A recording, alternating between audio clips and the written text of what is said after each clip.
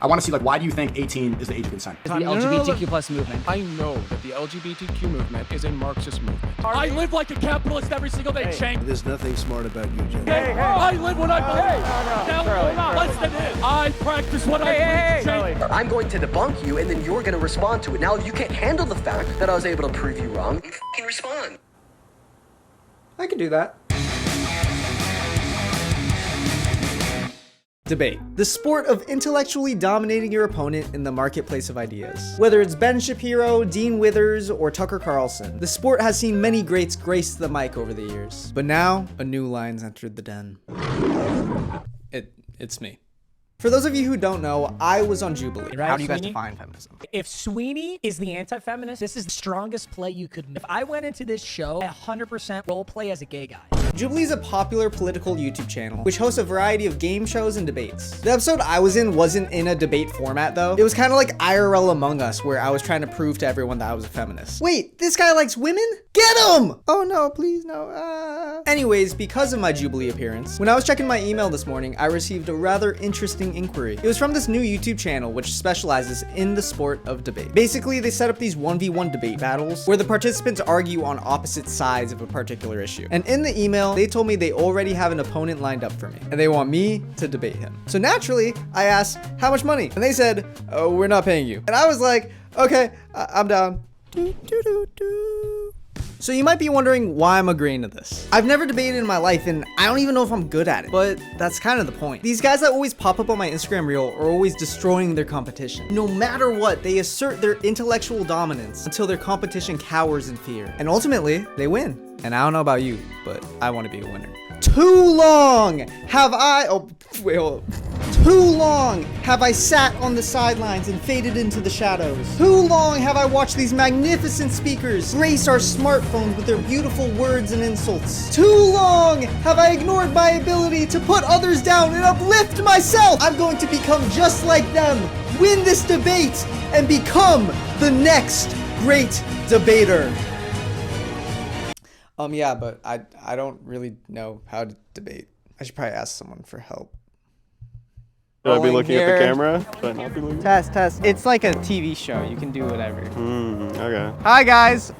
So today I have my debate expert. It's my cousin, Brandon. Yes. Thank you for the applause. You're in high school debate team, right? Correct.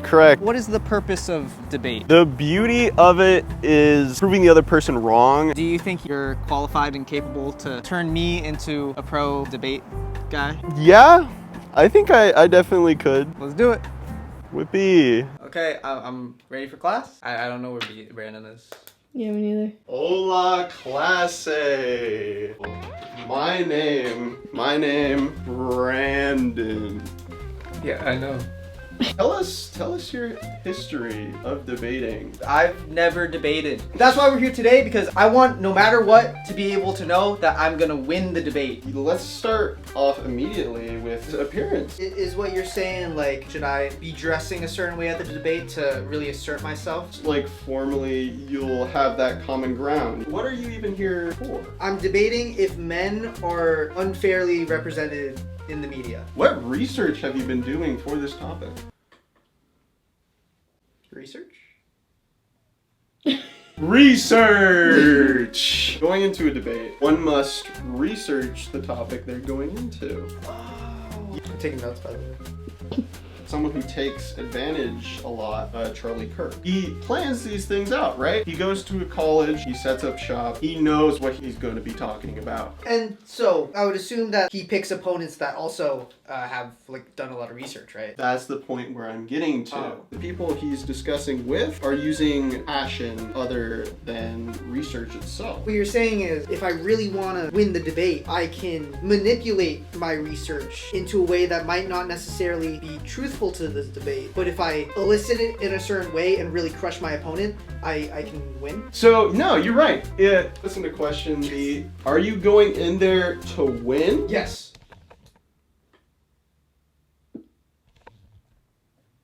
Okay. So with a clear goal in mind, it was time to start the real training. Let's do this. You're right. I'm right. He's wrong. He's wrong. That can be on anything.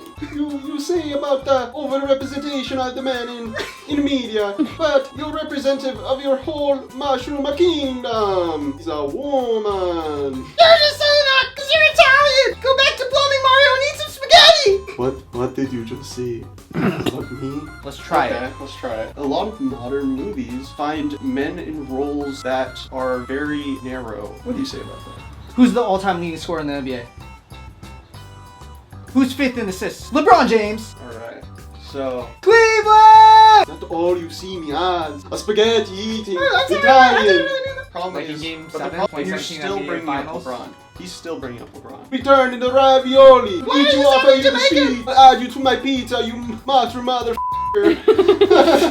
The Batman was objectively a great movie. Robert Pattinson is very woman-like because he was in Twilight. Minecraft is better than Terraria. Minecraft was made by a Nazi. Mario is better than Zelda. That's a misogynist take, because Zelda's the one.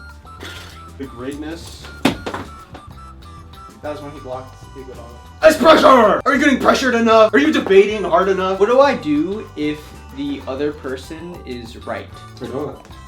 Oh, they're not? Okay. We're not right. Peach said you're a misogynist! Oh, well. Oh no, Mario, don't say it! Who cares about that thumb? Tyler, the creator, is only bisexual for publicity. I saw him suck once. It was mine. So after a long training session, I knew what I had to do in order to win the debate. Now you might be asking, Sweeney, what's the point of discussing important issues if you're just trying to tear down your opponent instead of hearing them out? And to that I say, shut up, Kevin. Nobody wants to hear that. I'm trying to become a winner, and my opponent is just an unfortunate stepping stool to that reality. So I got a haircut, picked out my outfit, and did a lot of research. But was this gonna be enough? Would I finally achieve my dream of being the best debate bro? Only time would tell. Oh, and actually, speaking of the time, my debate's right now. I gotta go do that. Yeah, my name is Dominick DiCesare. I'm taking the position that men are unfairly portrayed in the media. My name is Hunter Sweeney. I'm arguing that men are not unfairly portrayed in the media. I think it's important to start out with how men are portrayed in media. First, some may claim that the morality and actions of men have been called into question recently, mostly on the news and social media. Those stem from the bear and man in a woods scenario, where women claim that they would rather be alone in the woods with a bear than a man. Studies do show that 93 to 99% of sexual assaults are committed by men, 90% of murders are committed by men, and 96.8%. So yeah, I would say that men are pretty fairly portrayed in media today. Thanks to you, Hunter, for going through that. Secondly is the idea that men objectify and over-sexualize women. Studies also show that over 90% of men watch pornography as opposed to 60% of women. Approximately 81% of women have reported that they've experienced some form of sexual harassment or assault in their lifetime. Men are seen as strong and motivated individuals. They're also seen as the breadwinners of the family, which is backed by wage gap statistics. I don't think that fairness of men's portrayal depends on women's portrayal. I think it does. We're talking about gender. We can make this argument for anything. We're talking about generalizations here. We're talking about gender as a whole, and we're also talking about the gender in comparison to the other. Women get more support for that unfair portrayal. The manosphere is very much like globalized at this point. People are becoming more supportive of Andrew Tate types, of misogyny, of putting down women to uplift men. They're not given a positive male role model. I think like Barbie, character arc of 10. 9 times out of 10, when we get these types of stories, men online end up being the ones to tear it down. They call it woke. They call it propaganda. While doing my research, I found a tweet by you that called for the murder of a fellow political streamer, Hassan Piker. I don't know about the audience, but I find these particular calls to violence to be dangerous and wrong. So for this debate, how can we trust you or any sources you cite when it's clear your ethics may be compromised? I couldn't believe it. I was doing it. I was destroying my opponent in the marketplace of ideas. And with time winding down, I knew I had to finish strong and deliver the final blow. The concept of men being unfairly portrayed in media is a far-right talking point elicited by insecure men. And I'm not necessarily saying that as a dig. I'm a man who has insecurities of my own, and I can understand where these fears come from. I think as a society, we should focus more on addressing the root of the problem, which is within the men themselves and their current perspective on both women and the world around. We spend this whole conversation talking about men, but what about the women? Women have to spend every day knowing that misogyny runs wild in the media. They have nowhere to hide. Over-sexualization, objectification, workplace discrimination, bullying, their own bodily rights being debated online by those who don't share their experiences. Those like you and me. So please, as men, can we stop the victimization? We are not victims, at least not in the way that we are trying to play. Support the fight against misogyny, support the elimination of the patriarchy, and most of all, please, please support women.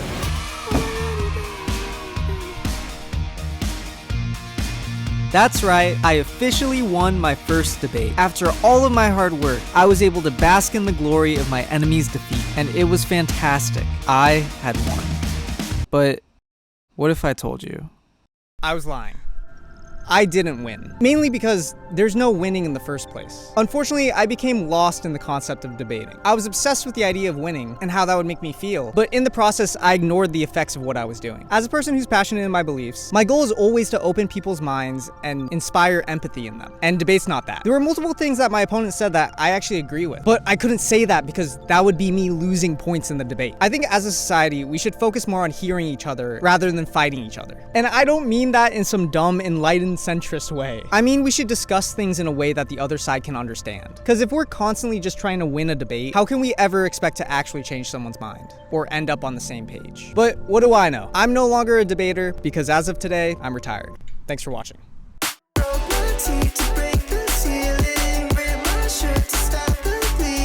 Mario, have you heard of the black pill?